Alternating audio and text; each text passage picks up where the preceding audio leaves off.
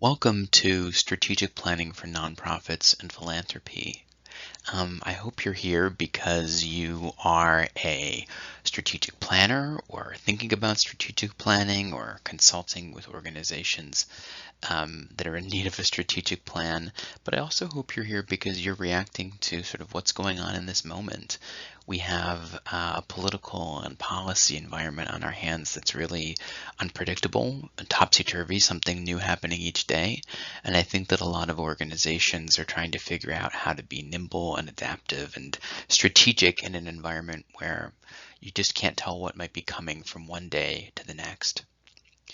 Um, Over the course of the next 90 minutes, what we're going to do is go through some models for strategic planning, talk about what the common elements are, and then do some exercises that will help us build skills that we can have in our back pocket. I think that some people think about strategic planning as a long or arduous or difficult process, something that it might feel a little crazy to step back and do right now. But I think after we pose some questions and look at some tools, you'll have what you need in order to take the elements that you need and be a little bit more strategic and nimble in the coming days, weeks, and months. A little about me. My name is Andrew Peters. My background is in advocacy and public policy work with nonprofit organizations and philanthropic organizations. Earlier in my career, I developed and ran state-based policy campaigns on domestic policy issues, specifically children's health and education. And then I transitioned to philanthropic consulting. I worked for a large consultancy called Arabella Advisors and worked with nonprofit and philanthropic clients that were interested in policy change, advocacy work, and over the course of years interested in things like movement building and power building and community power, and worked with organizations both large and small that were focused on specific public policy campaigns such as paid family medical leave, Medicaid expansion, and others. And so I bring a lot of experience strategic planning both for nonprofit organizations and philanthropic organizations, but I've also done some work with public sector agencies, state agencies as well. I think the content today will be applicable for folks who work for any type of public sector or nonprofit organization, though with my specialty in policy and advocacy, I'm definitely going to be providing added context for organizations that focus on those types of activities. Today's going to unfold in two parts. The first part, relatively shorter, is a overview of trends in public sector and nonprofit strategic planning. And then we're going to look at models of strategic planning that have been proposed or used by large nonprofits or nonprofit consulting organizations. And the goal is not really to become married to one of these models. It's to think critically about the common elements across models so that you can be familiar with any strategic planning process that you encounter or can build your own based on the needs of your organization. And so in part two, what we're going to do is go methodically through those elements of strategic planning that are common across most models of strategic planning. And if we were in person, what we would do is some exercises to practice each of those elements, but I will outline those exercises, and if you want to pause your video and think a little bit by yourself, I think it would be a helpful use of time to think about how you might apply some of those concepts. Also, if we were in person, what I would do is stop and ask folks to reflect a little bit on whether they've been part of a strategic planning process, whether as a lead strategic planner, part of a process as somebody who provided input, or were sort of cut out of strategic planning for the organization that you worked with. What were your frustrations with any role that you played, either a leadership role, an input role, or not really being able to participate? Who was included, who wasn't? How closely do you follow the strategic plan of your organization? If you've consulted with organizations that to provide strategic plans. What have been your frustrations with those processes as well? I think in the strategic planning process, some frustration is good, some tension is good. In fact, it's necessary. You need to air those tensions in order to resolve conflicts and align on what to do. And then there are frustrations and tensions that move an organization off track as well. And so we'll talk a little bit about how to navigate tensions in the strategic planning process. The first big point I want to make is that strategy, strategic planning, and a written strategic plan are three separate concepts that should be treated separately and are good for different reasons. Strategy is nothing more than choosing what to do and choosing what not to do. And typically in a written strategic plan, it shows you what an organization has chosen to do, but it typically doesn't. I've never seen one that says, here are all the things we decided not to do. I think that actually be pretty helpful. A strategic planning process is a little bit different, meaning it's a process by which we can take all of our individual understandings about what's strategic and what's good and what our mission is and align across an organization, both internally, all the staff and partners and board members of an organization, as well as externally, all the customers, beneficiaries, coalition partners, voters that you work with. Have an opportunity to be part of a process where you can align on what an organization will do. And lastly, a strategic plan is a written summary of that strategic planning process, whether it's a long process or even a short process.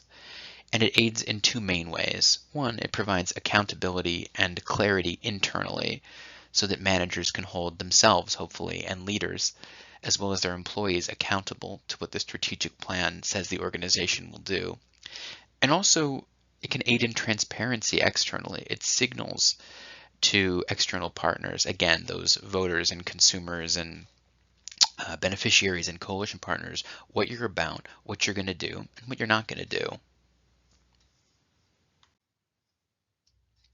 In 2010, John Bryson, who's written a lot about nonprofit and public sector strategic planning, identified 7 trends that he thought were going to be really important in nonprofit and public strategic planning over the course of the next decade. And so we're 15 years out from that article, and yet the trends, which are sort of phrased as predictions, really are just as relevant and evergreen as they were when he published them in 2010. And I'm going to go over them. I'd love for you to reflect on which of these resonate with you, because I know they really do resonate with me, and I'll say why. The first is that he thought a trend would be that crises and technological advances would increase the need for strategy and therefore strategic planning. Well, that's certainly true. With all that happened in the COVID-19 pandemic, with the rapid rise of technological advances like artificial intelligence, the need for planning around what organizations should and can and will do has only increased. Secondly, the planning approaches and designs will only increase, not only the need for strategy, but the ways that people are going about planning. And that's absolutely true. In a moment, we'll go through several models for nonprofit strategic planning that have been advanced by consultancies or other nonprofit organizations that have developed over the past decade or so and really show broader approaches to strategic planning, specifically designed for nonprofits. He said that pressure for inclusive approaches as problems become more complex would increase, and that's definitely true. Not only have the problems that we experience increased in number, they've increased in complexity, and it'll take an all hands on deck, a collaborative, a collective, if you will, approach to addressing those problems, which means that organizational strategy needs to be inclusive in its planning process. That there will be, fourth, an increased emphasis on synthesis and analysis. Of course, there are many firms, a burgeoning amount of firms that provide analysis of an external or an internal environment, change management firms and policy firms and management consultancies that will do this analysis and synthesis for you. And that's really grown over the course of the past decade. But also new tools like artificial intelligence are serving this purpose as well, or let's say they may serve this purpose in an increasing way over the course of the next few years. For example, I just saw a post on LinkedIn of someone who I sort of would generously call a thought leader said that he used DeepSeek and actually posted it to develop and or to identify and develop plans for addressing the youth mental health crisis in the United States. And I looked through the plan, and quite frankly, it was not very good because it was created by an AI program. But the elements of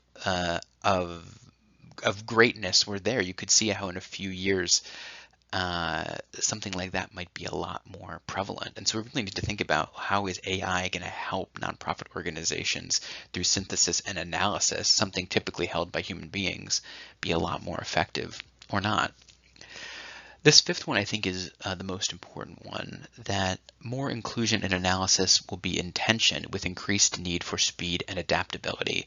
As problems become more complex and environments become less predictable, we need to be we need to be faster, we need to be more adaptable, and yet inclusion takes time.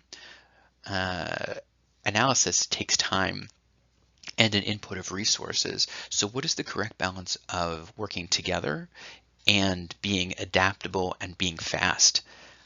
That's a decision for a strategic planner to think a lot about and to make for an organization when that strategic planning process begins. The last two are that there will be more clarity about which strategies actually work. I'm not so sure about that prediction. And that there'll be more emphasis on strategic alignment, which is definitely true. There's a lot more emphasis to the point made in number 5 and number 3 here, that an inclusive process is important because it brings greater alignment internally and externally.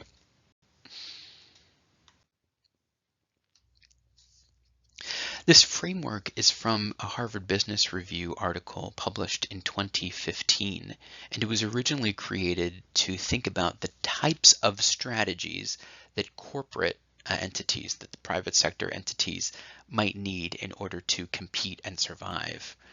I think it can be adapted for nonprofit and philanthropic use through a couple of sort of alterations to the questions it asks. On the left-hand side, the y-axis, it asks whether originally your industry is predictable. In this case, it might be your policy, political, or resource environment that's predictable or not predictable. And on the bottom, it's asking whether you, as an organization, or as a company in this case, in the original case, have the power to shape that industry. So in the original way that this framework was used, you might think about AI as an industry that has low predictability. We're not exactly sure where AI is. There's a new tool every day and blah, blah, blah, blah, but that there's a strong opportunity to shape that industry. Each specific actor, like OpenAI or DeepSeek, has a lot of opportunity to shape. And so that puts them sort of in the upper right-hand quadrant here. For nonprofit organizations, you might think about, is the political or policy environment predictable or not? I would say right now we're in a low predictable environment. And do you have a power to shape that environment or not shape that environment? And based on those questions, what type of strategy should you have? So in this low predictability environment that I think we find ourselves in, I think what this matrix is asking us to think about is whether overlaying on top of that, do you have power in this environment to shape? If you don't have power to shape in this low predictability environment, maybe your best bet is to be adaptive, to be fast, to have a light on your feet strategy, not a 50 million page, not a 6-month strategic planning process and a 50-page strategic plan, but something a lot more nimble in this environment. On the other hand, if you find that you do have some power to shape the political environment or the policy environment, maybe your best bet, for example, why would you have power? Maybe you have an endowment that can't go away. Maybe you have connections to those who are in power, etc. Maybe you have a stronger ability to shape these environments. Maybe you should be the orchestrator of change. Maybe you should take elements of that adaptive strategy, but actually think about how you can facilitate collaboration and have a shaping strategy. Shape the actual environment itself. There's also another square here in the back called renewal or be viable. And that square sort of takes into account that some environments are so harsh, and we are seeing this today with recent federal funding and pullback from donors, from philanthropic donors, where some organizations are forced to make really tough choices. They're not in a position to be visionary or adaptive or shaping. They're just in a position to pull back and think about what the minimum viable product it would take to be a viable organization. And we're seeing that a lot in some progressive organizations right now, if you've been watching the news around what's happening. with organizations having to undertake massive layoffs. I'm going to introduce 4 different models here of strategic planning. And again, as I said before, the goal is not to get married to one of these models. Though if you like one, you're more than welcome to click the link and start to adopt it or learn more about it. But to think about what elements are common across them and to think about which elements your organization or your program might need at a given time. This first one is from the Bridgespan Group, which is a large and well-known nonprofit and philanthropic consultancy. And what they are saying is start by scoping the work. Ask all the research questions that you want out of the strategic planning process. What should our position be? What services should we offer? What internal capabilities do we need? What staff might we need? Where are we going to get funding, etc.? All these different questions that you want the process to answer. Then, through a series of 4 steps, engage stakeholders in the correct way in each step. So the first step is what I would say is make decisions, or what they call clarifying strategy. The second step is setting strategic priorities, translating those strategies into specific goals or specific priorities. So a strategy might be like, we're going to focus on state policy and not federal policy, or we're going to provide this service and not that service. And then under, we're going to do state policy. Well, these are going to be the exact priorities that we do under that strategy. Then to estimate the resources that you'll need in order to make that strategy go, and plan for implementation and activation and what it's going to take organizationally to implement a strategy. The second model I want to raise for you is from La Piana Consulting. It's called the Strategy Pyramid.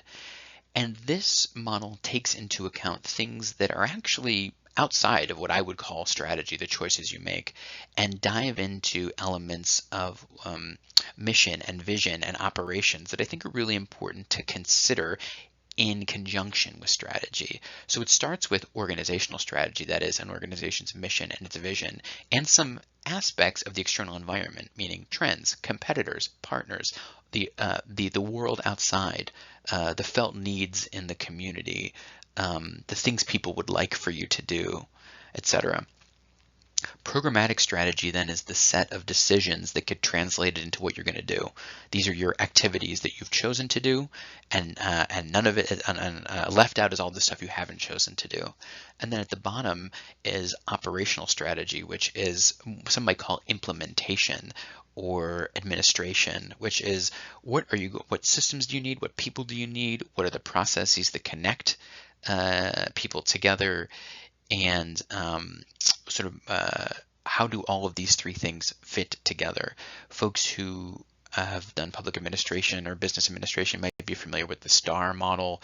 This pyramid incorporates many elements of the STAR model. Another framework that's a little bit lighter on its feet is a framework from Arabella Advisors, which says that strategy should be a product, of 3 forces. 1, what you want to do, your mission and your vision and your values. Your internal capacity, that is what you can do. And then in a really amorphous category called external environment, which may include things like the felt need that you see in communities, gaps in funding, trends in public policy or population trends. Maternal health is going up. Nope, maternal health is going down. These sort of factors and trends that shape what is needed. So the crux of the strategic trial is saying, like, what do you want to do? What can you do? And what's really needed? In the middle is what your strategy should be. I don't think a modern conversation about nonprofit and philanthropic strategy is complete without thinking really strongly about inclusion. And the Movement Strategy Center put out a piece in 2019 that articulates a really strong point of view on what it means to include community, however defined, in the development of strategy. And this could be applicable for a public agency, a nonprofit organization that seeks to advance or philanthropic organization as well, that seeks to advance a specific community's health or welfare.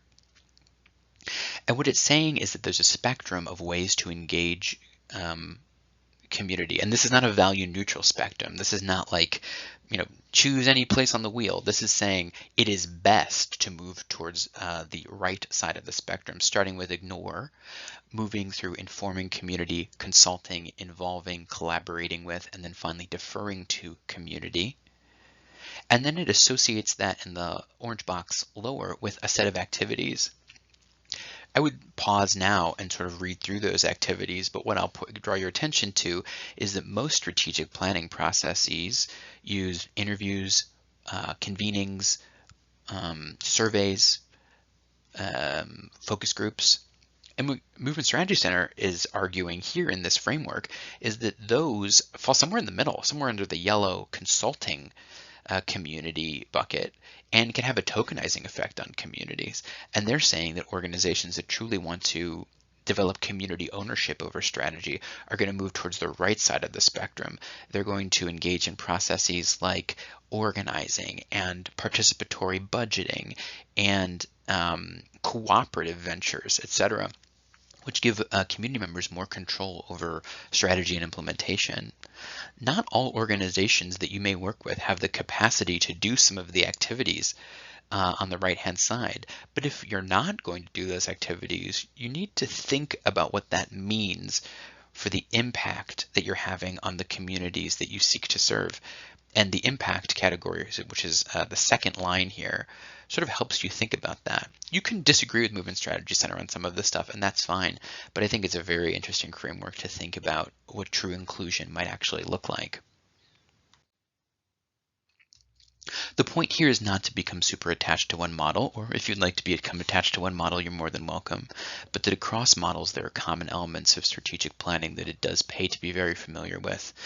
And so in the next hour, what I'll do is go through these 5 common elements and describe some tools associated with each element that I think can help you advance your strategic planning process and practice. To summarize the common elements of strategic planning across models, these are 4 examples that I showed you, but they're not the only ones. There are many more. You can go and Google strategic planning models and find probably 10 others. I think are these. First, defining mission and vision and values. Second, conducting 2 types of analysis at least, which is external or environmental analysis, what's going on in the world. Internal or operational analysis, what are we capable of, what can we do? There's the element that is developing strategies, that is making choices about what to do and not do, setting measures of success for those strategies, and then planning for change management and implementation of strategy. Before you start, I think there are a lot of really important questions to ask. I'm going to point out a few here for the sake of time. 1, be honest with yourself or your client if you have a client, or your leadership if you have leadership, about what the point of this planning process is. Are you undertaking planning because you're truly trying to develop strategy, you don't know what to do at all, and you really want to figure out what to do? Is the problem that you're trying to solve that actually everybody an organization has a different idea about what to do, and so you need to align, and so it's an alignment process? Maybe the problem is that you know what to do, but you don't think community is with you, and so you need to align with them. Or maybe it's a performance that you need to undertake for the board. Maybe you things are going fine, I don't really need to do this, but if I don't do it, the board's going to be mad at me. I think there are more valid reasons to do a strategic planning process and less ones, but all of these are real reasons that people actually do strategy. And it's important just to think about if you're going to input human resources and time and talent into this process and take up people sort of outside the organization's time as well, that you're realistic about what the product here is and why you're doing it. The strategic planner needs to think about how to sequence the elements that I outlined on the last slide. The bridge span model gave a really clear and linear way of thinking about strategy. And that might be true if you had a consultant to guide you through the strategy process. You might do it really linearly, step, step, step. But you might actually need to, in the real world, do analysis first, or stop and do a mission statement recheck. Or you might need to, your mission and your analysis might be there, but you need to reconfigure your strategies. So you as a strategic planner need to think about which elements here actually are firm and which need to change, and in what order should we do stuff. Let's dive into the elements of strategic planning. The first one is what I'm calling defining mission and vision and values. And a lot of people talk about this MVV, or mission and vision and values. So it's a pretty common phrase in nonprofit and philanthropic circles. The mission statement is meant to be a short and concise statement that says what you're going to do and potentially how you're going to do it. I think those are the first two things and the most important things here on this list of qualities that a mission statement has. We're going to do X and we're going to do it in this way. Additionally, a mission statement can do a couple more things. It can talk about over what time frame you're going to act. We're going to do this now. We're going to do this forever. We're going to do this, maybe it's a campaign. We're going to do this for 20 years, etc. We're going to do this by 2050, for instance. We're going to set a goal. That really helps signal how your work is going to unfold. And then lastly, for whom or what are you doing your work? An environmental organization, for example, might see the environment itself as for what it's doing its work. Or it might say, an environmental justice organization might say, we're doing this work to benefit the environment, but we're also doing work to benefit marginalized communities. And so being really clear about for whom or what you're doing your work.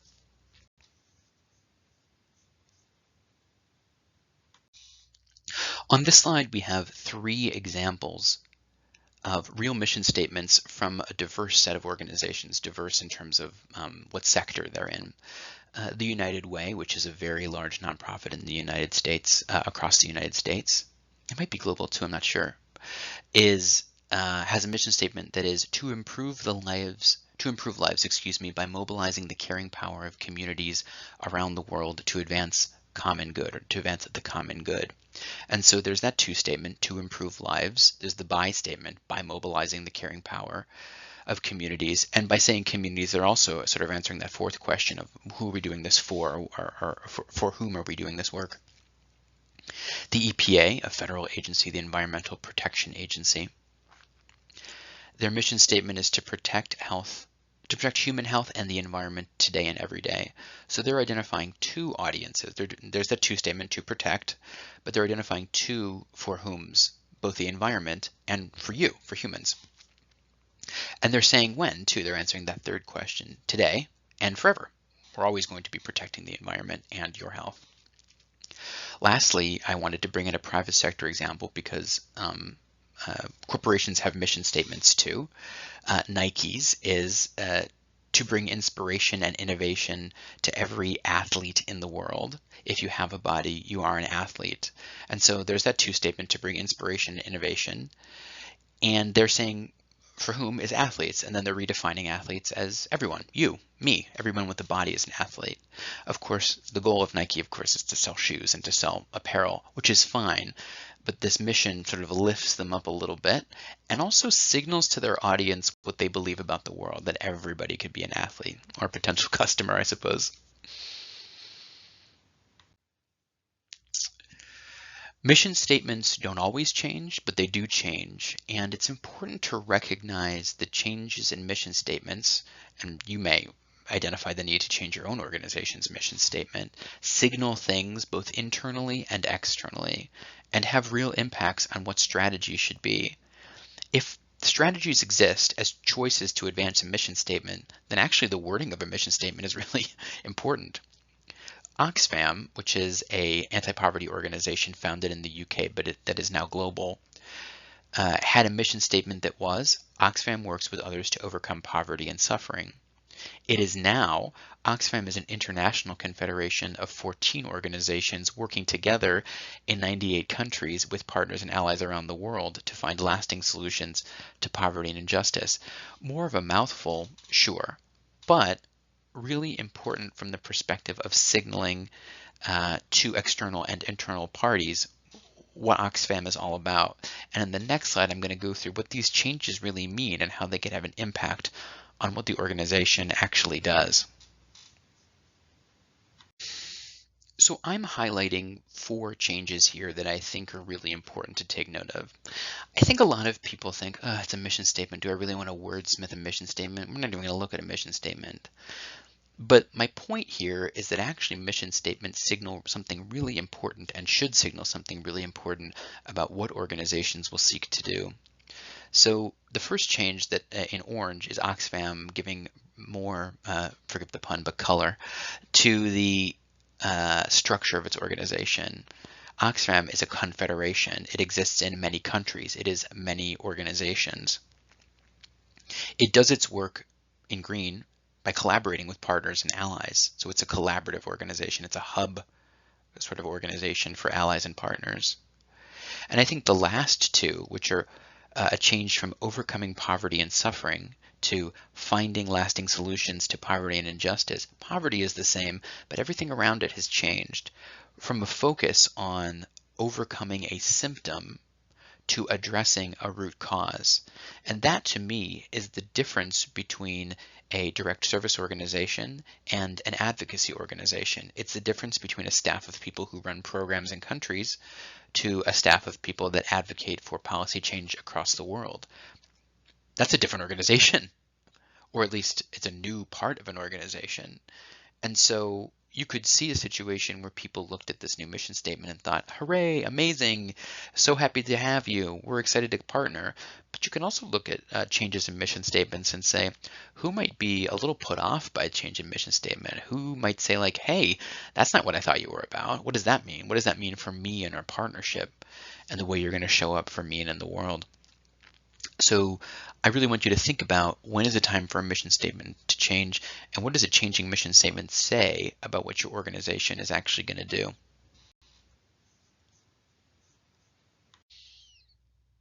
A second part of the first element under defining mission, vision, and values is defining values themselves.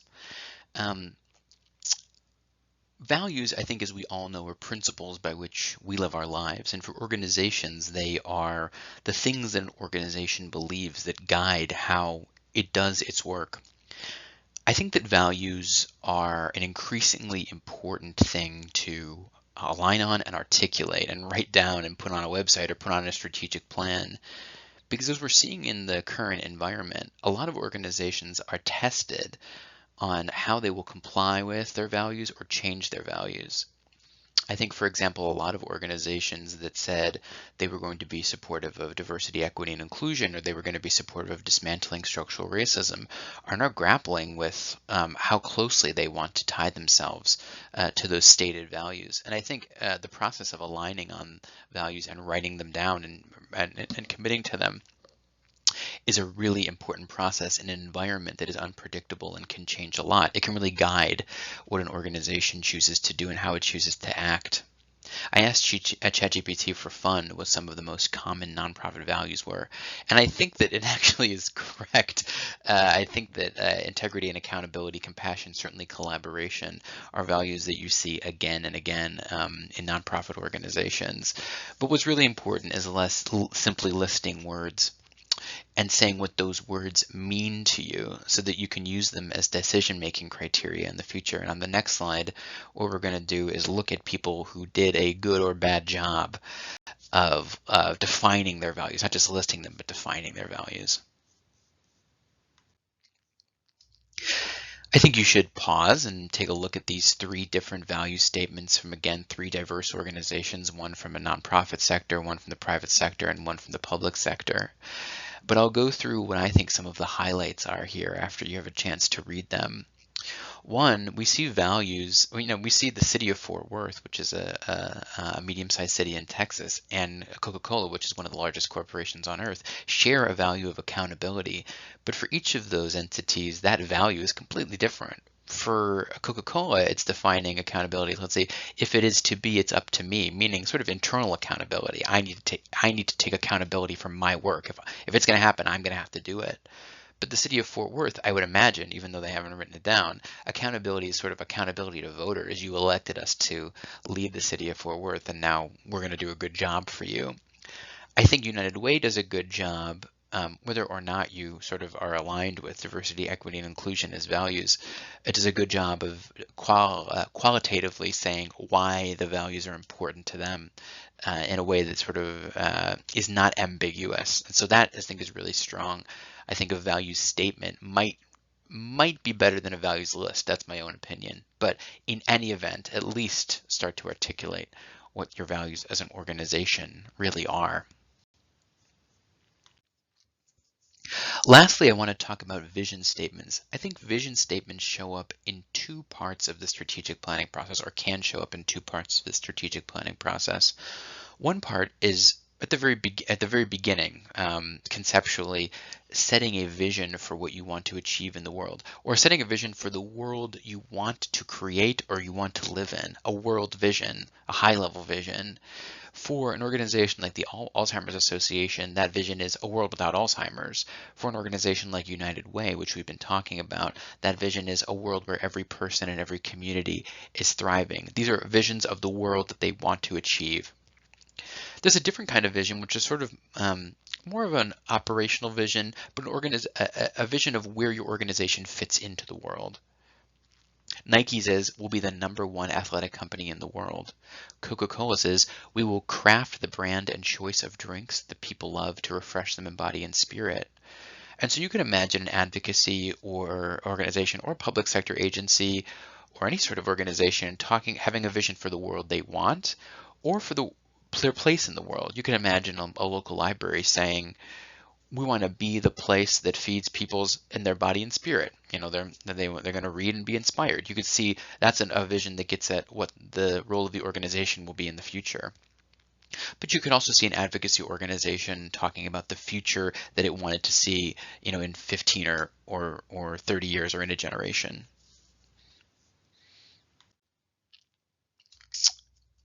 I'm going to outline an exercise for you to do if you want to take a little bit of time by yourself to practice with mission and vision and values, and this one specifically has to do with mission. The exercise asks you to act as a consultant to the executive leadership team at NASA, the National Aeronautics and Space Administration, famous for firing things into space.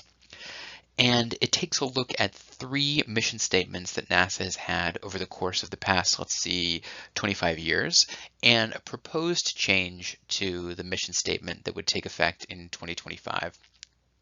These mission statements the past mission statements are real. The 2025 one is actually the mission statement of NASA currently. But for the purpose of this exercise, we're going to pretend like it's a proposed mission statement. And you're going to consult the executive leadership team of NASA on the potential merits or the drawbacks of making a change to this 2025 mission statement. I want you to think about things like who would love it, who that they work with might not like it. What does it signal to the public? What changes in the wording signal changes to the public based on what the past missions of the organization, or in this case the agency, have been? So give them some thinking and analysis around what this mission statement change may mean. Next, we come to one of my favorite parts of the strategy and planning process, strategic planning process, which is conducting analysis. I think it's actually often left out of strategic planning frameworks. Nobody has a framework that says like stop and conduct lots of analysis and know everything. But it's probably the most important part that sort of gets buried or is silent or is sort of assumed within a strategic planning framework. Overall questions when we think about scoping analysis, these sort of questions we want to answer are, how is our context changing? What are we good at? What are we bad at? What are our strengths, our competitive advantages? What factors could prevent future success? There are elements of these questions that are internal facing. What are we good at? What do we have? And there are elements that are external facing. What is the context? What are the resource flows? Where's the money? What are funders doing, etc., that I think are really important to sort into internal and external analyses. So that's what we're going to do in the following slides.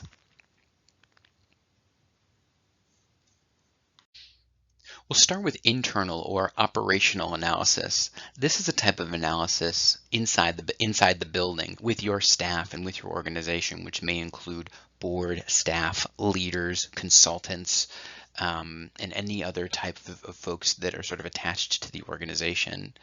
And what you're trying to figure out are things like, what are your current values? What is your current culture? What are the current systems and processes and practices that you are undertaking, both technological processes and platforms, as well as informal processes for how things get done? Who approves? Who approves of certain deliverables or products?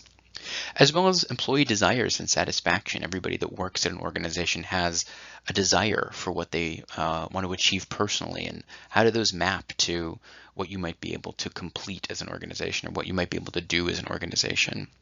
And you also want to take a look at your overall performance against any existing measures of success that you might have. Also, we have external or environmental analysis. Sometimes corporations will call this exogenous analysis. In this part of the process, what we're trying to figure out is what is going on in the external environment. And there are so many questions that we can ask and ways we can gather that information. Some of those questions are, what are the policy or political changes that we're seeing? What are shifting economic trends or resource flows in federal funding or donor attitudes? What are population trends or demographic shifts? What are shifts in the number of partners or competitors that we might have? Competitors perhaps more relevant for a corporation, but nonprofits have competitors too. Changes in stakeholder or customer or constituent needs and desires. What do people want from the government? What do people want from a social service provider? What do people want from you? And what is the relative effectiveness of different programs or interventions or policies that you could choose to support or advance? All of these are really relevant questions for you to think about answering. How are you going to gather the data? Part of the way you can gather the data is you could be guided by that movement strategy center piece a few slides back that gave you a set of activities to involve community in answering some of those questions. And there were ways on the left-hand side that were not very inclusive, which were like, we'll just make it up and then we'll tell people what we came up with. And there were ways that were very inclusive, like we can do organizing and we can have participatory budgeting and we can have focus groups and house meetings. I think on this slide are some of the standard ways that many nonprofit organizations that may encounter resource constraints go about their work in terms of gathering information with which to understand the internal and external environment. They look at their past work, they conduct surveys, polls, interviews, focus groups, convenings, they commission research, they use AI tools increasingly. And then if we were to incorporate some of the movement strategy centers techniques, we would say things like participatory meetings, organizations that are cooperatives where people can constantly be in community with one another. And so my question to you is, as you look at these sort of things that are the most common methods for gathering data to do this analysis, what would the Movement Strategy Center say about the above methods? What might Bryson say, who has asked us to think about the tension between inclusion and moving fast and being adaptable? We've been talking so much about stakeholders, so now is the time when we talk about who stakeholders are and how to analyze their feedback, how to gather it, and how to make sense of it. On the slide here, you can see examples of the many different types of stakeholders that an average organization could have. Maybe you have all of these stakeholders, or maybe you have twice as many of the stakeholders as are here on the screen. You have a whole nother set that I haven't even thought of.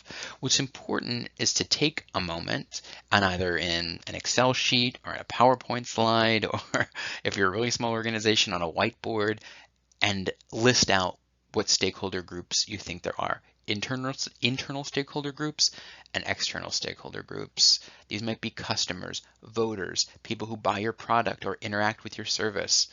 They might be donors. They might be government agencies. They might be foreign governments. There could be a lot of different stakeholder groups that you need to think about. On the next slide, we're going to talk, or on the subsequent slides, I don't know if it's the next slide, we're going to talk about what to do with all this feedback. It's going to be a lot of feedback, so we want to think critically about how to structure and analyze stakeholder feedback. One way to think about stakeholder feedback, and There are problems with it, but a lot of people use this framework, and so I want to introduce it to you so that you can think about using it too, and even improving upon it if you think that there are ways to improve upon it, is a power and interest analysis, which means that stakeholder feedback is not created equal. There are people, that's the thesis of this tool, which is, stakeholders have a level of power. They're either more powerful or less powerful, or sometimes more influential or less influential. That's on the x-axis. On the y-axis is their level of interest, or sometimes their level of stake, meaning some have very low stake and some have very high stake. And by sorting stakeholders into categories here, very powerful, high stake, very not very powerful, not much stake, you can think about how to treat stakeholder feedback and how to include them in a process. What this model is arguing is that people who are very powerful, or stakeholder groups, I should say, not people in particular, stakeholder groups that are very powerful and have a high stake are your key players, and you need to manage them closely. So let's say very powerful. What would this push us in the direction of? Very powerful and high stake might be a funder. Your funder has a lot of power over your organization and they have a lot of interest in your work.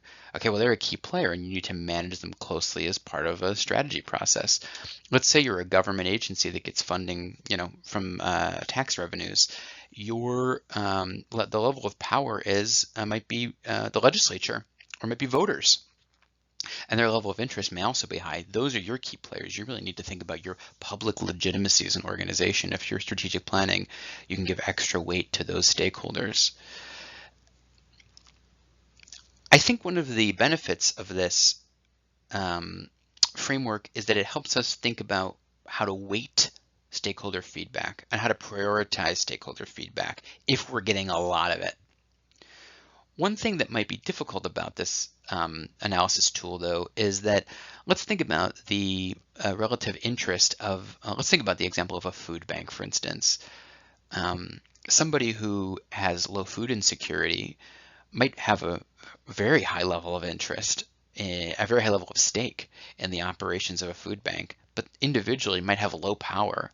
And what this framework is saying is that you should give them consideration and keep them informed. Well, the Movement Strategy Center has argued that just keeping people informed is not a good way to interact with a community that really respects community. And so it would encourage you to do much more than give them consideration or keep them informed.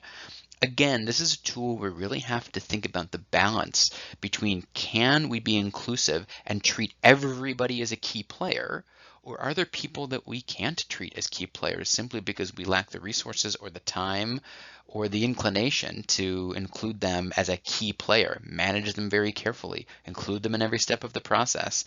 These are things for you to really think about. So I think this can be a helpful analysis tool, but it can also be just a helpful tool to enter into discussions with your organization about who the key players are, who to give consideration to, and who to keep satisfied within the process of strategic planning. Another analysis tool, and this gets into sort of more common strategic analysis tools, and we'll go over a few of these such tools, is a SWOT analysis. We talked about internal analysis and external analysis. This is a tool that was created for a corporate setting that brings internal and external analysis together. And you can see on the left-hand side, they've listed internal origin and external origin in yellow and in blue. Internal analysis can be sorted into an organization's strengths and an organization's weaknesses. External analysis can be sorted into opportunities in the external environment and threats in the internal environment. A lot of people use SWOT analysis as a brainstorming tool. It's fun as a brainstorming tool, but it's not particularly strong as a brainstorming tool. If you're going to use it, and many people do use it both in nonprofit and public sector and corporate settings, it's best to do with firm data, evidence, and strong analysis based off of a period of discovery. So it's a tool that can be used to pull things together. But when it's used as a brainstorm, it tends to go off the rails, and it's hard to know what's true and what somebody just perceives to be true. Then when you go to weight strengths and weight weaknesses and opportunities and threats, it can be hard if you don't know which is real and which is not real, which is just something that somebody brainstormed versus what is true and observable in the world. I've used in the past for advocacy organizations a variant of SWOT analysis on the right, which just fits into an advocacy framework a little bit better, but it is essentially the same idea as the categories on the left.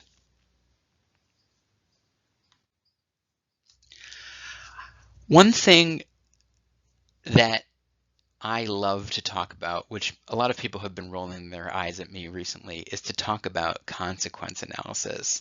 It's not something that very many people do. It's been championed by organizations like Institute for the Future, which advocate for futures thinking.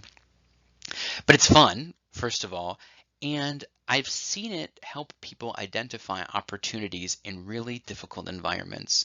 So what you're meant to do in consequence analysis is to write down sort of one change that either could happen or has happened. In a recent university setting, we used the change of USAID has been dismantled or has been disbanded or its funding has been cut. It was technically absorbed into the State Department, but for all intents and purposes, let's say it was dismantled.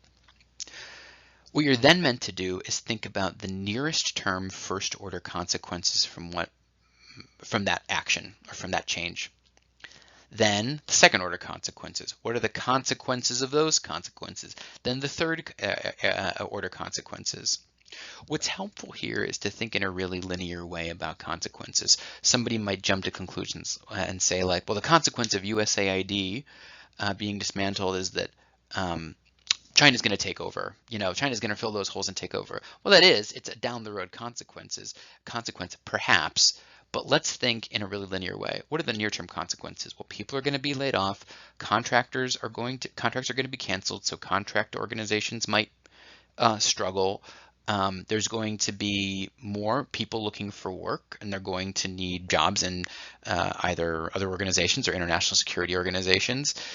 And then those are your first order consequences. Then we take those consequences and move what might happen if those things happen. And we start to work really methodically and linearly. That methodical and linear nature of thinking about consequences can do a few things. One, it can stop you from jumping to conclusions about what is going to happen. There are lots of things that could potentially happen, and not all of them are bad. Or some of them might not be bad, but they might be more neutral and things that you can take advantage of. For example, if people are laid off from USAID, they might find a home in the nonprofit sector, the social sector, or they might work for multilateral organizations across the globe.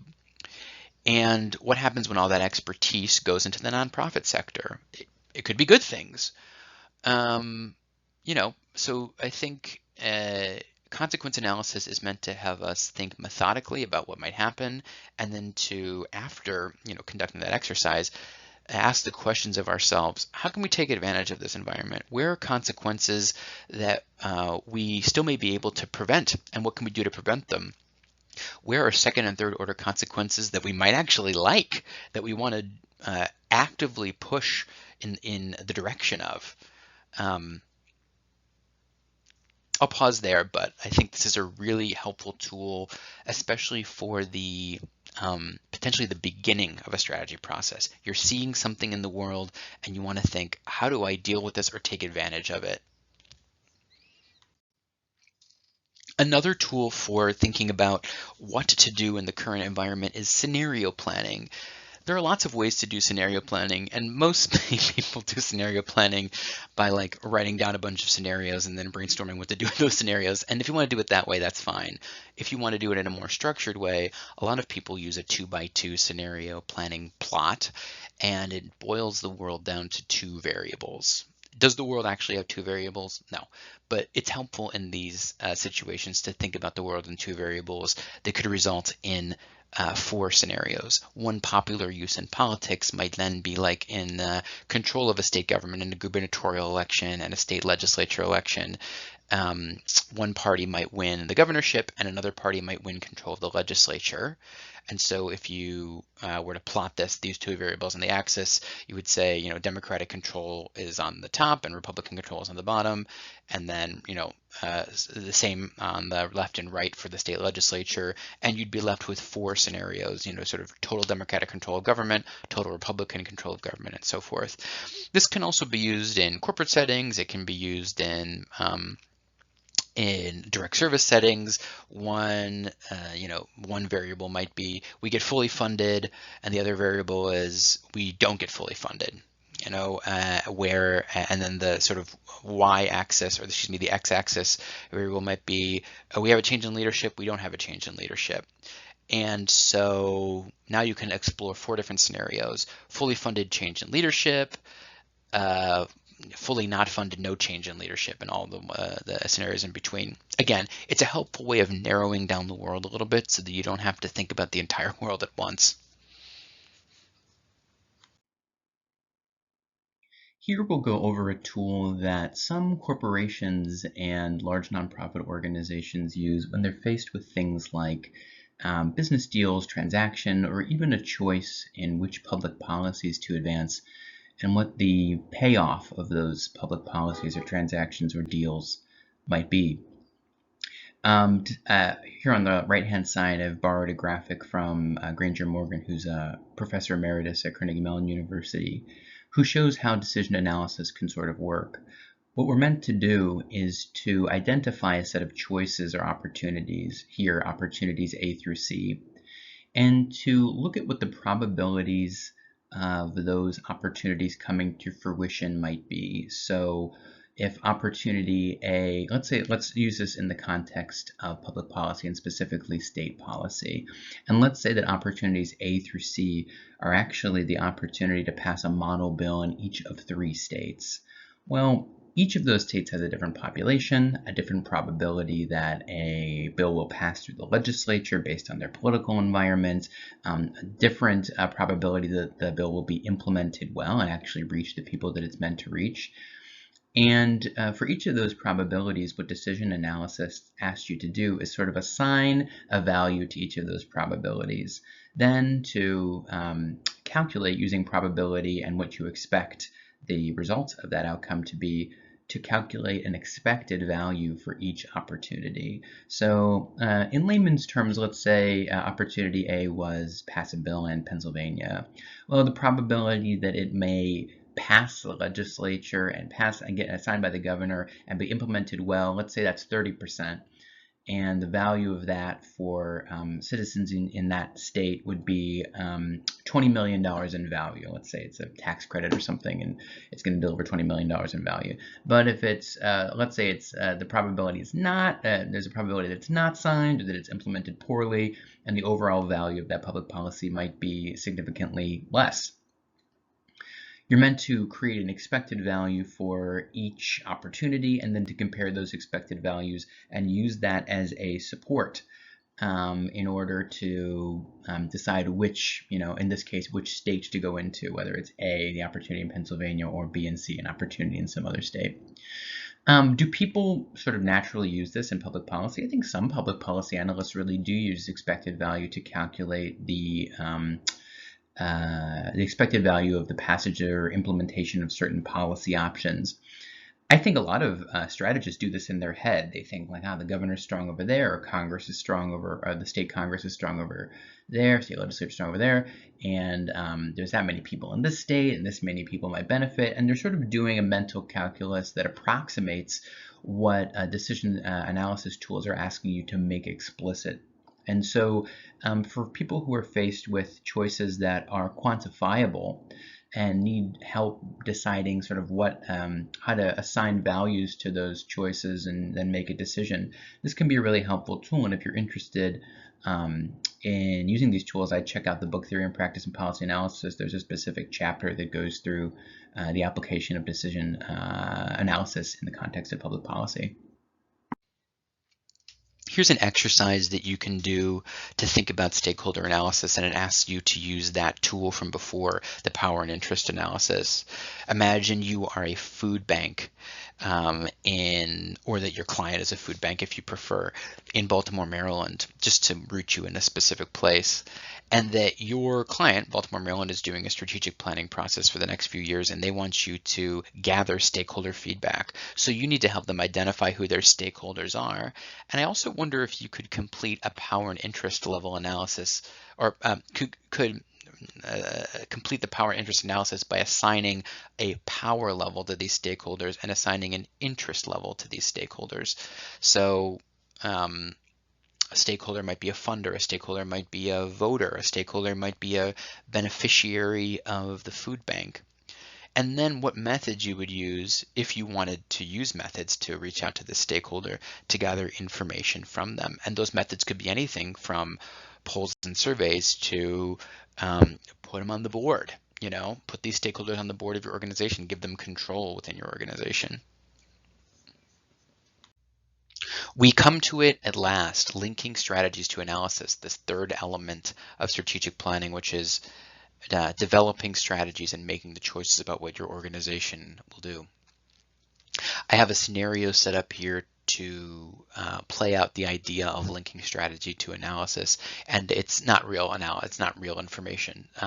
So it's just sort of a sandbox for us to think about how to use the tools that we've just gone over. So if you're an expert in school nutrition, then you can sort of ignore the details of what you're seeing here. Let's say we have a finding from our research phase from this period of gathering internal and external information.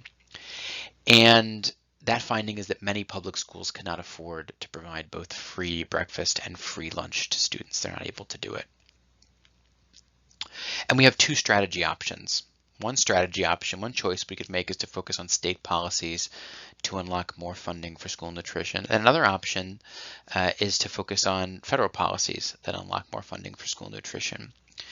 Those things are not mutually exclusive. You could do both. But let's say we're in a resource-constrained environment and we need to make a choice based on analysis of what to do because we don't have unlimited staff and unlimited money. We really want to focus our resources. Let's say one analysis from everything that you've conducted is this. Federal progress is slow due to political gridlock. That's an external piece of analysis. Your organization already has a low federal presence and strong state presence. That's internal analysis. That's what you're capable of doing. There are already several federal advocates in this space, another piece of external analysis. Well, that might point you towards working on state policies, which is option one. Let's say there's another analysis based on the same data that federal progress might be slow, but it's only the federal government that has the resources to solve the problem across the nation, or even a particular state, perhaps. Let's say that advocates at the federal level exist, but they're disorganized and they're in need of alignment. Maybe you could be that aligner. Let's say that reorganization to focus federally will be difficult for your organization, but it could be possible. Well, that analysis might point you in the direction of changing federal policies in a completely different direction. So based on the same data, two different analyses or two different interpretations of that data could lead you in two different directions. And so the question is then what tools above might help you make this determination about what to do? Is it weighting different stakeholder feedback a little bit more carefully? Meaning these are sort of top lines from a bunch of different analysis potentially. Should we go back to some of those stakeholders and say, well, this stakeholder feedback is a little bit more important, so we're going to weight our strategy and weight our analysis a little bit more towards those stakeholders? That was one tool that we took a look at. What about analyzing consequences? So let's play through the consequences now in the middle of our strategy process of only doing state work versus only doing federal work. What are the first order consequences? What opportunities do we take advantage of or miss out on? What are the second order consequences? Does this help us make a decision about how an action in this world is going to be more strategic or less strategic? What about assigning probabilities of success and outcomes, sort of like a little bit of a layman's version of decision analysis?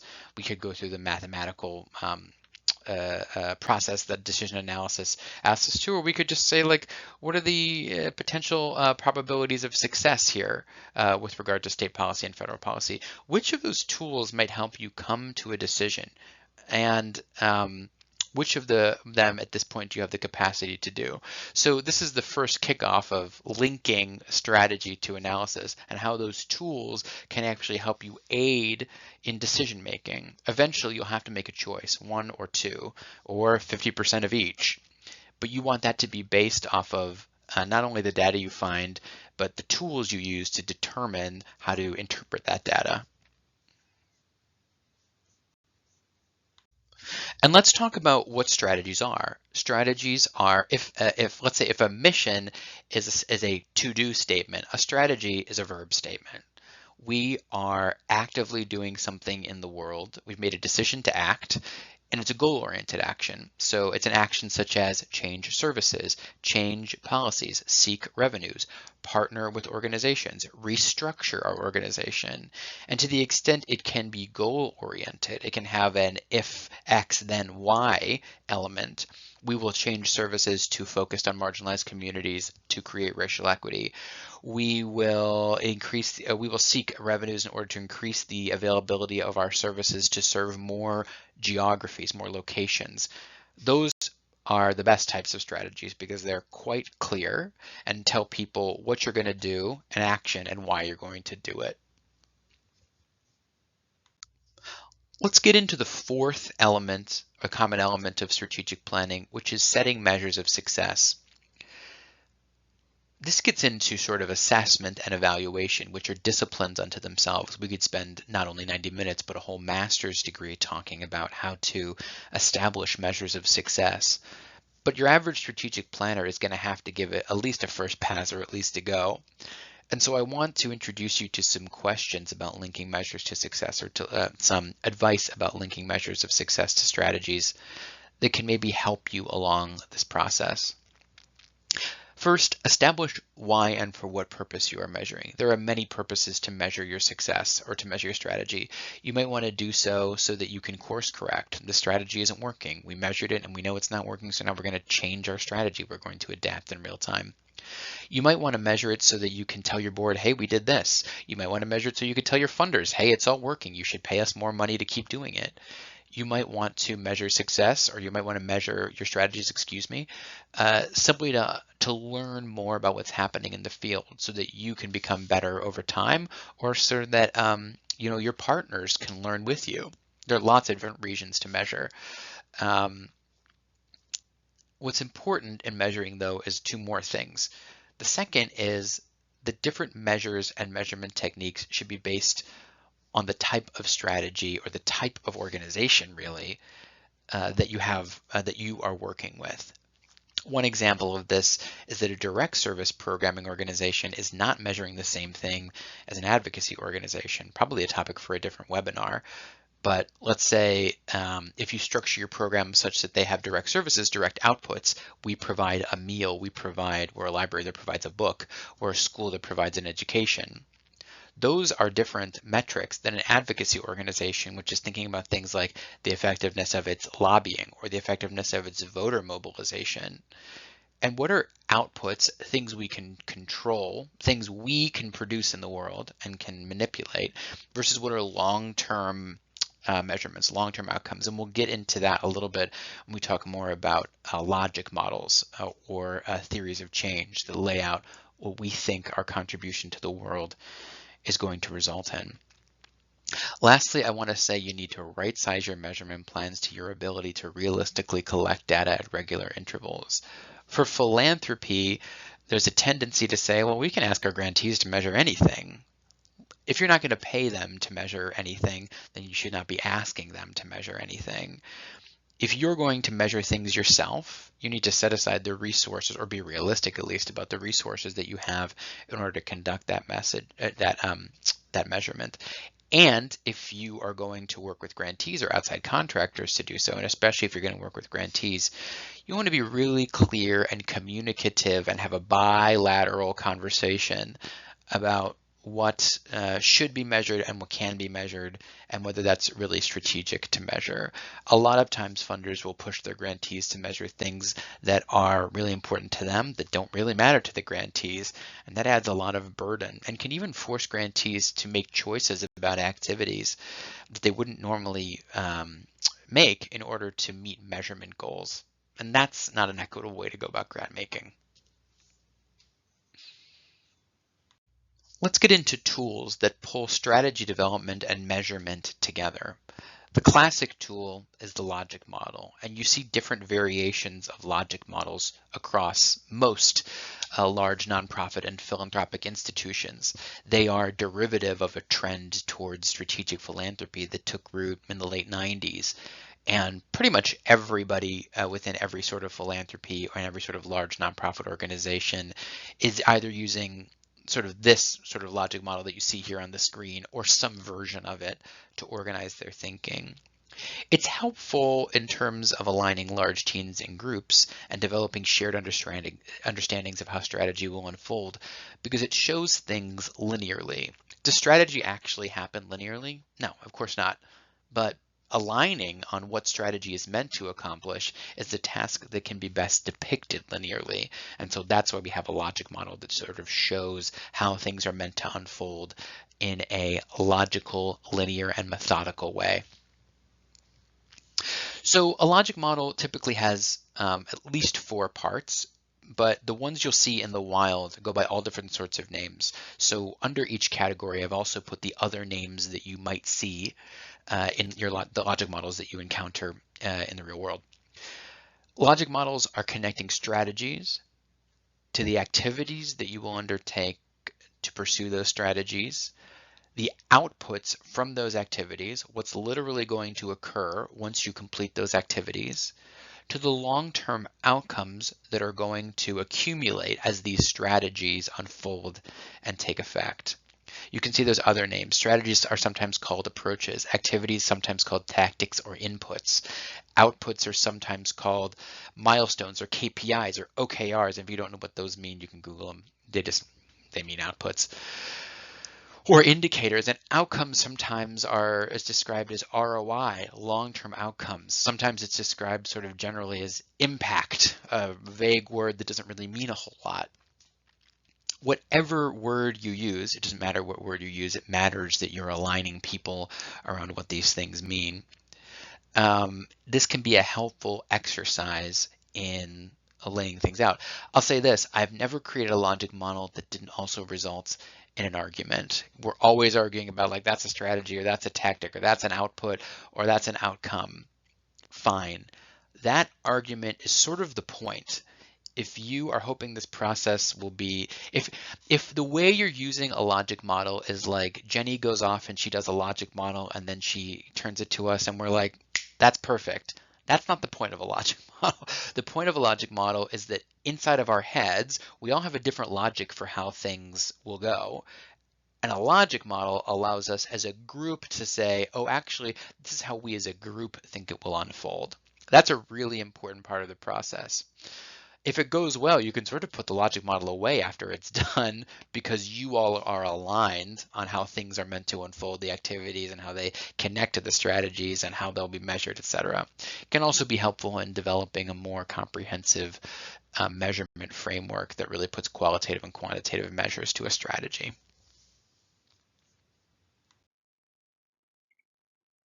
I want to go over one specific framework for developing measurable goals, and this sort of combines element 3 and element 4. So it combines the idea of developing strategies with the idea of measuring those strategies.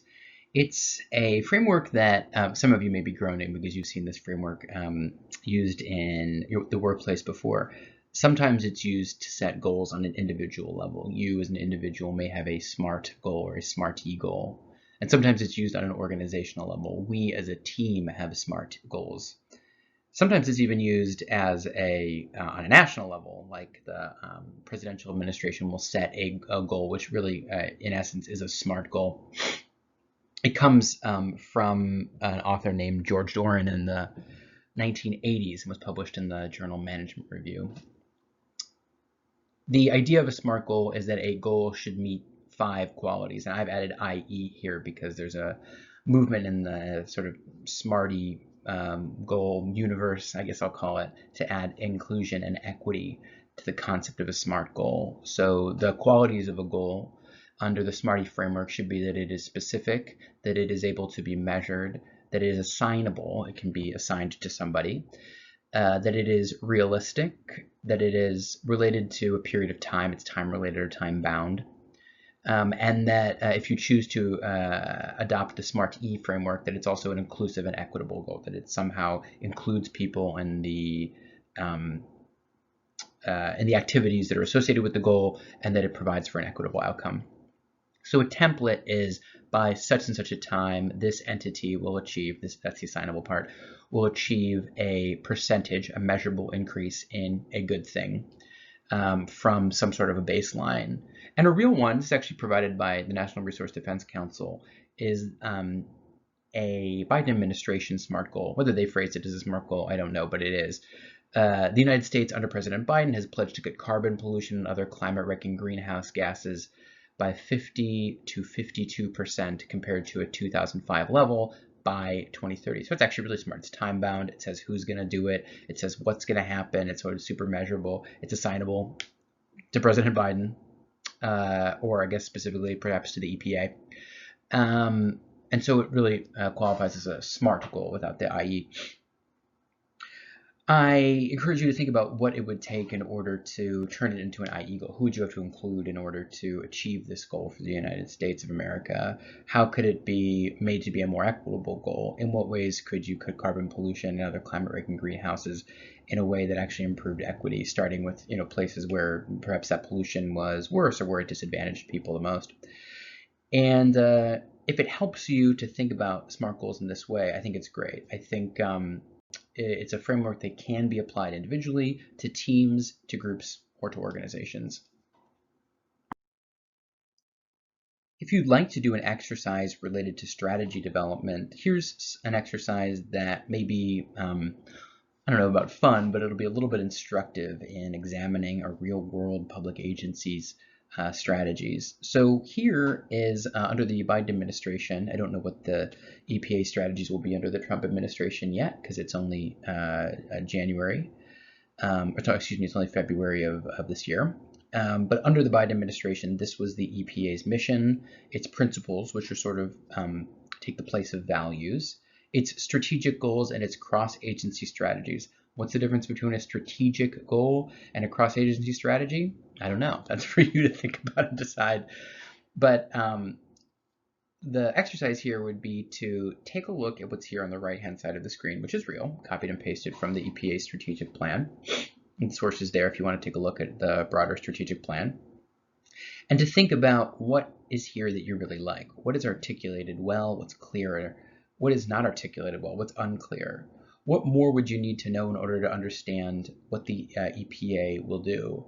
Please know, of course, that there is, in reality, a strategic plan that outlines a lot of very specific goals that the EPA will seek to accomplish. But if you didn't know that and you didn't read the strategic plan and all you read was the summary of its strategic goals and cross-agency strategies, what questions would you have? What natural things would you be looking to build out in a strategic plan? What questions would you have about how these strategies came to be, how they tie to the agency's mission, how they are driven by the agency's values? Think about these questions, answer them if you have a little bit of time. This is a good exercise, I think, for things like assessing where to make a strategy more specific, assessing how well strategies fit a mission and values of an organization. I'll say for a public agency, a lot of what they are made to do is assigned essentially by Congress. So not unlike a nonprofit or philanthropic organization that may be able to set whatever strategy it wants, the EPA is a reflection of all of the laws that Congress has assigned to EPA to implement. So if you think the strategic goals might be at odds with one another or might not make sense, that might also be a reflection on your Congress's ability to set a coherent policy.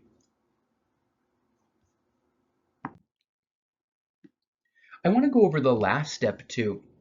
There's so much to say with regard to implementation, or the last common element, I should say, not the last step. But there's so much to say with regard to implementation and to change management. But I didn't want to leave you all without thinking about these really important pieces of strategy development.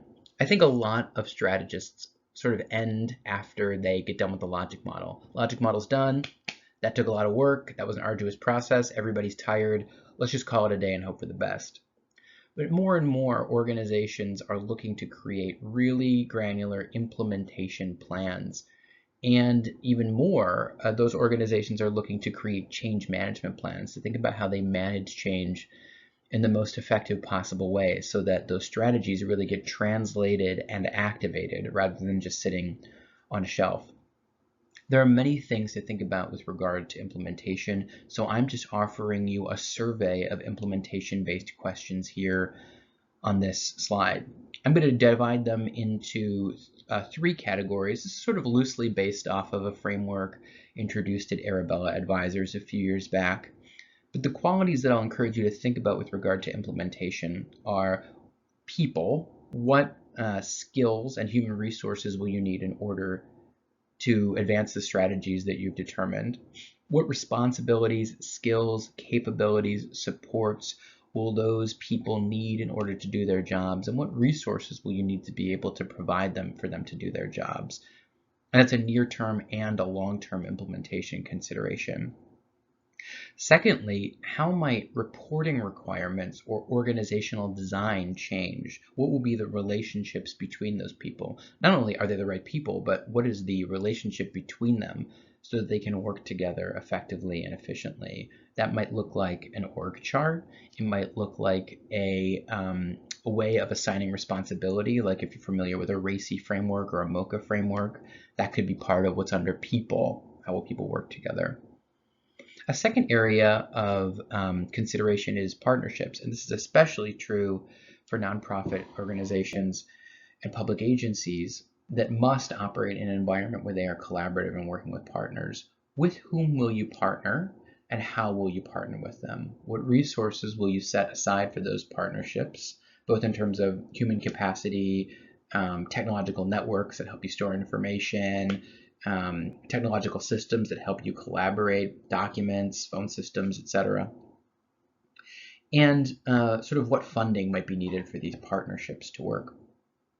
Lastly, I want you to think about processes and structures. These are structured as 3 Ps, which is kind of fun, but I put structures under processes because there's a difference here between structure and process, and I want to make that distinction. This also has to do with organizational design. So yes, what reporting requirements might change, but what teams might you need to create? What departments might you need to create or change? People are really happy to embark on new strategy, especially in the nonprofit world. They really want to do new strategy. It can be much more difficult to dismantle departments or reconstruct departments, reorg departments to align with that strategy. It comes with a lot of agita. People get really upset about it, and they should, because it's a sense of instability in their job and in their life. So it is your job as a leader to think through how the organizational design might need to change. What new practices or processes might need to be created or changed? Pretty sophisticated organizations will map things like best practices or standard practices, or will have process maps, especially for things like grant making or contracting. Do any of those things need to change based on your strategy, or are all of those things still working well even under the new strategic framework that you've developed? Also, what legal platforms might you need, like C3s or C4s or collaborative funds or some other sort of platform that either you or another entity could host? And what will it take to set up those platforms? There are many other implementation questions, and if you're very interested in implementation planning, there are some pretty good guides out there for implementation planning, but I hope this is a good start. I also want to talk about planning for change management. I think we see a lot of organizations develop strategic plans and even develop strategic implementation plans, but they sort of botch the change management. to think about the fact that changes need to be communicated well, they need to be sequenced well, they need to be supported, that change is really hard for employees, change is really hard for stakeholders, change is hard for everybody involved in your organization. The strategic planning process is an opportunity to signal that changes are coming so that people aren't surprised by them, especially if you facilitate an inclusive process. But even after the strategy process is done, you're going to have to sequence these changes. You're going to have to, when I say sequence these changes, I mean like of all the changes that you're going to have to make to processes, to staffing, to the things that people will do, to the partnerships you have, you need to put them in order. Simply perhaps make a list and put them in order. Think about when you will make that change and how that change will occur. Second, you need to socialize these changes. You need to make sure that, especially internally, but also externally, the changes are not only choreographed, sequenced, but also telegraphed, that staff at different levels know why you're making changes. They understand the rationale for them. They know who designed the changes and what the changes are for. And lastly, as the change occurs, you need to support those changes, meaning your people or culture or HR department, whatever you have, or maybe it's just you if you if you don't have one of those departments, needs to be in a position to have individual conversations with managers so that they can communicate with their direct reports, to host group feedback sessions, to provide written guidance, and to potentially provide things like compensation adjustments for people that are moving into new positions that require new skills and need that development. I put a line between sequence and socialize and then support, because at some point you have to make the changes, and sometimes in change management plans, change management roadmaps or plans, we forget that one step is you got to sequence it, you got to socialize it, but then you have to do it, and after you do it, you have to support it. So you have to implement those changes. Let's talk a little bit about how to depict implementation as a cyclical learning process or a process of continuous learning. If a logic model helps us by showing strategy linearly so that we can all as a group align on how strategy is meant to unfold, an implementation cycle or a management cycle shows us how things actually work, that we plan for things, we do things, we learn, and then we restart the wheel. That it can be that strategy can be a constant process of learning new things and adapting in real time. And especially now in an uncertain environment. I know at the beginning of this session we talked about what it means to have an adaptive strategy. This is a helpful tool for organizations that want to, at regular intervals, whether that's monthly or quarterly or annually, whatever sort of makes sense for your organization, refresh and renew a strategic plan or strategic objectives. On the left-hand side, you see an example from an Australian subdivision, a province of Australia. And the model is a derivative of ecological models that were sort of popularized during the 1990s. This, in fact, is a Department of Parks and Wildlife Services, and you see these in other sort of environmental-facing public sector agencies as well.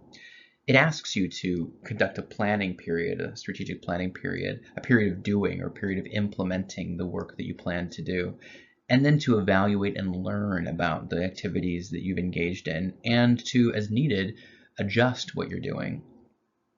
There's a similar version from the organization I work with, the Bain Family Foundation, on the right-hand side, that adjusts this framework slightly for a nonprofit context. It centers community needs, and then asks the organization to think about three sort of broad circular phases: a planning and adjustment phase, an implementation phase to implement the changes that have been made or any sort of learning that has occurred, and then a period of monitoring and reflection to continue to look at and reflect on what the organization has learned through its activities, again depicted as a constant cycle. Now that we've gone through all the elements of strategic planning, I wanted to give you a sense of how this could be structured into a process that you could actually undertake, and what the options you might have for structuring that process look like. It's a little bit difficult because it's really one thing to know about all the elements, and then it's quite another thing to turn them into what an organization is actually going to do, and how you're going to include internal folks and external folks, So I wanted to give you, let's boil it down to 5 steps that really map to the common elements of strategic planning. And I'm going to give you 2 options.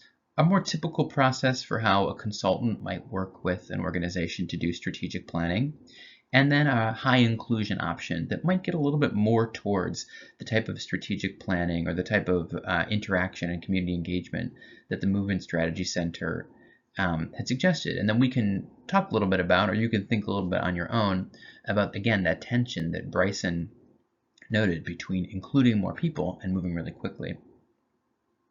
So I've structured 2 options here into 5 different steps. 1, planning and stakeholder identification. 2, aligning on mission, vision, and values. 3, gathering data and completing analysis.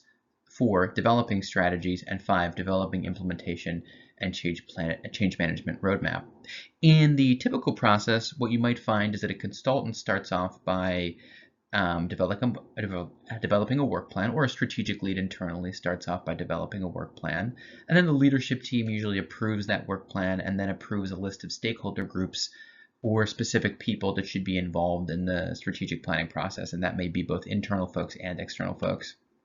Second, there might be 2 or 3 board sessions if there needs to be a mission, vision, and values refresh, that are sessions that combine the board and leadership team to iterate on and make adjustments to the mission, the vision, and the value statements. This doesn't always happen. Sometimes those elements stay the same, but this would generally happen at the board and leadership level.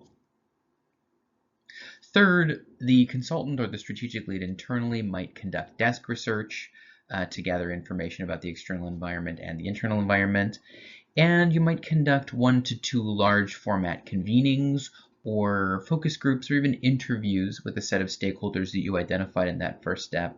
And then the consultant or strategic lead would synthesize the findings and conduct analysis on the findings. You might do a similar process internally as well. You might field a survey or a focus group that took into account internal viewpoints on what the strategy for an organization should be. Fourth, someone needs to sit down and develop the strategies. You need to take all that information, synthesize it, which is step 3, but then turn it into what are we going to do. Often what will happen is that a consultant or strategic lead will develop a draft product, potential strategies, optional strategies, or a set of you can go down this path or you can go down that path, or these are your options. And they'll have a leadership team or a stakeholder group advise on what path to choose. Fifth, then, a consultant or an internal strategy lead would then take the lead on developing an implementation plan or implementation roadmap.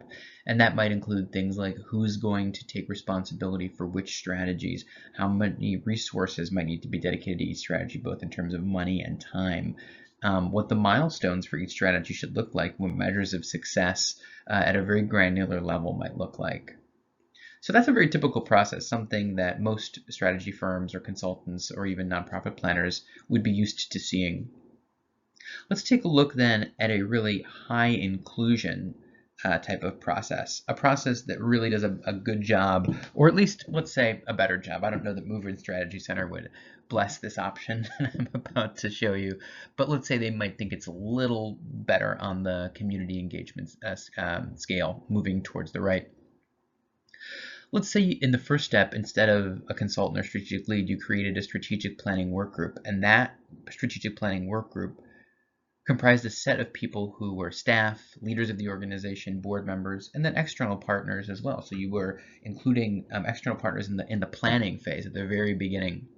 And those people together develop a work plan and create a stakeholder engagement plan. So it's not just one person creating it and leadership approving it. It's a lot of people from different backgrounds and different parts of the organization, internal and external, coming together to create the plan for how the strategy process is going to go. Then the working group could facilitate an open session or an open forum to solicit internal and external feedback on the mission and vision and values, here at MVV for short.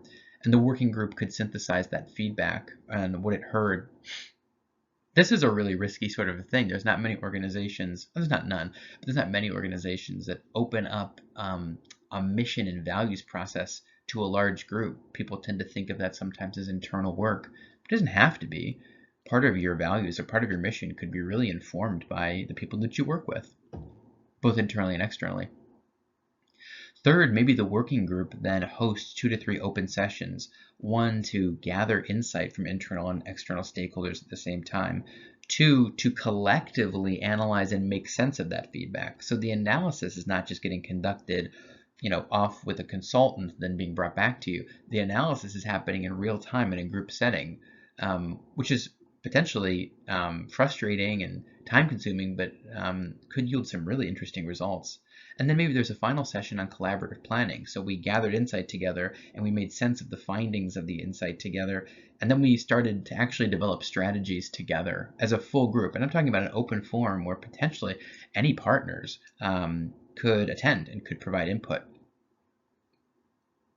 Fourth step would then be that the working group takes the lead in developing what the draft strategies actually look like from all of that collaborative planning work that they did in step 3. So you have all of this raw material from a broad set of internal and external folks, and you're going to synthesize that into a set of draft strategies. And then you're going to conduct another working group potentially, or another open forum potentially, excuse me, that tests whether those strategies really reflect what the group had said. So it's a really, really intensive working group process. It's really an organizing process of slowly bringing internal and external people along on a pretty intensive, time-intensive, and in-person intensive process in order to gain insight, synthesize, socialize ideas, etc. And some of this could probably be conducted virtually, but some of it might be best in person. Lastly, then, under developing implementation and change roadmap, the working group could take the lead on developing the implementation roadmap, but then might show the roadmap to external partners in a way that most people do not show external plans to partners. That might be a radical step toward transparency for this strategy. The process on the bottom half of the screen, option number 2, in my view, would probably take a lot more planning. You don't want to have open sessions without a lot of planning so that you can meet people where they are, so that you can provide education ahead of time so that people can come into that meeting really ready to share their points of view on equal footing. Because in those rooms there will be power imbalances. So it will take a lot of pre-work in order to make those sessions really powerful. But that's a really inclusive process and one that provides a lot more ownership to the communities that a nonprofit organization might seek to serve than a process that's mainly led by internal strategy leads or consultants. And so it's really important to consider what inclusion might mean, how much time it might take, and whether it's the right course of action for your organization. I'm going to end things there with these options for how to structure the process. But if you have any questions for me, please don't hesitate to reach out. I can be reached at Andrew E. Peters, that's Andrew the letter E. Peters, at gmail.com. Andrew E. Peters at gmail.com. Thank you.